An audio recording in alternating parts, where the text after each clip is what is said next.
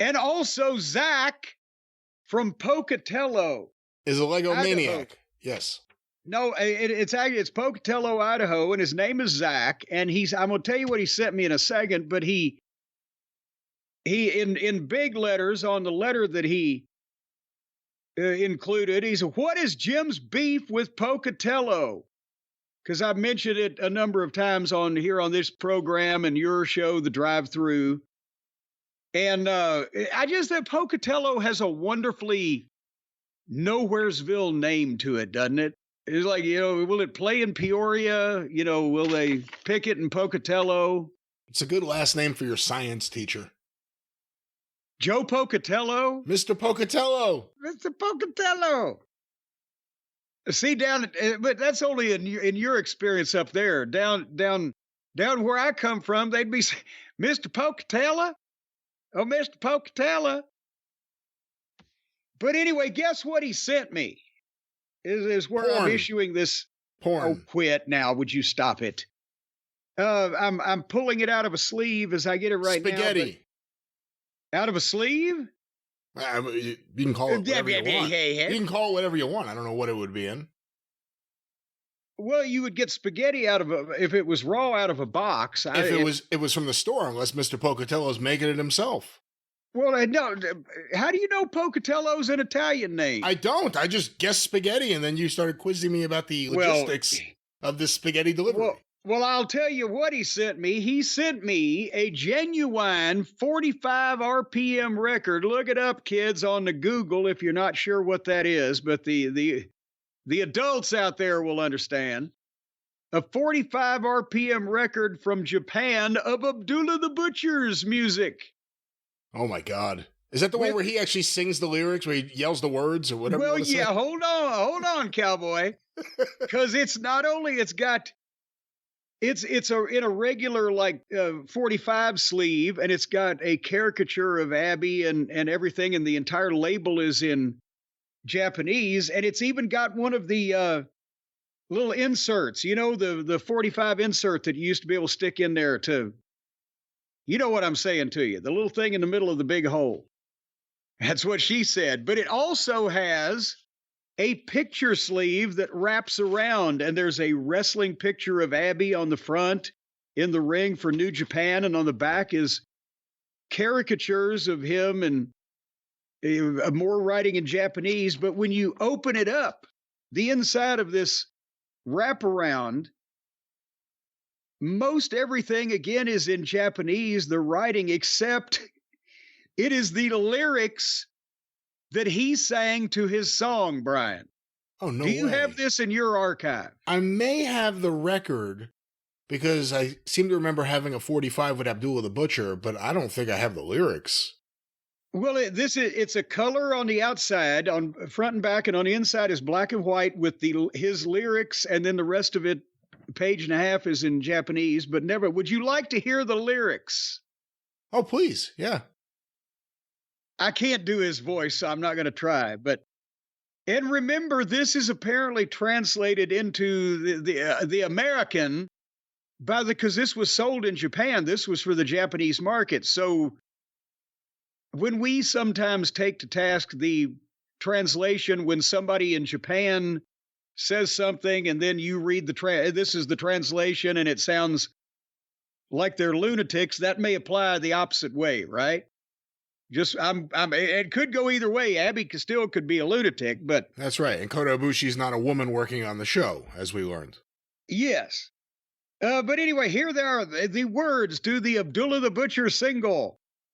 My name is Abdullah the Butcher. Ha! I'm the champ. I'm the king of the ring. Ha! And then there's in parentheses, this may be a chorus. I feel good condition now. You feel good condition. Back to Abby. You know you don't do when I kick you like the butcher backed time again.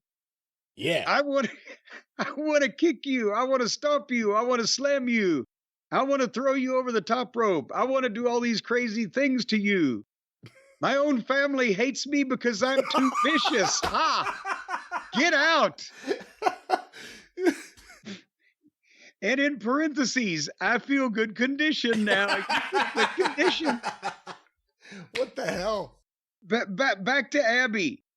My mother and father told me, son, get out on the ring. You're too crazy. I look like my father a lot when I say, I'm the king, Ma. I'm the king. I'm the king of this first record. Ha.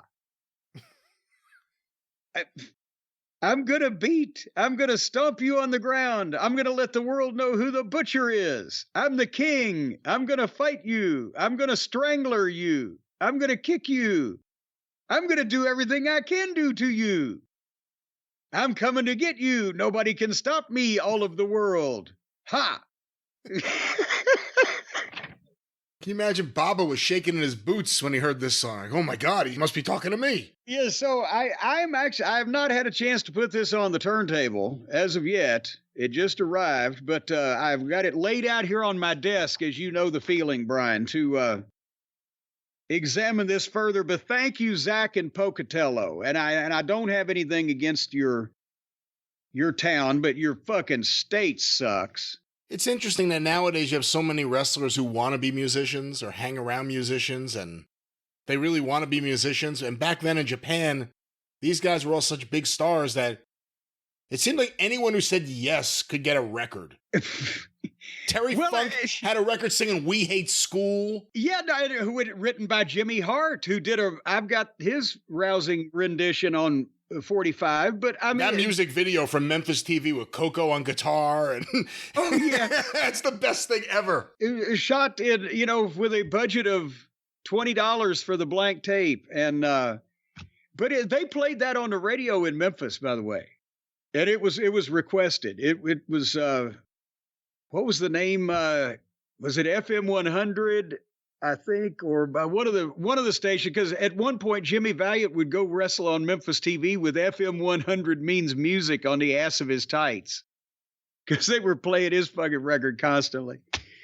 Anyway, speaking of merchandise of various kinds, if you want some from Cornette's Collectibles, we would love to serve you. If you expect to get it by Christmas, I scoff in your general direction.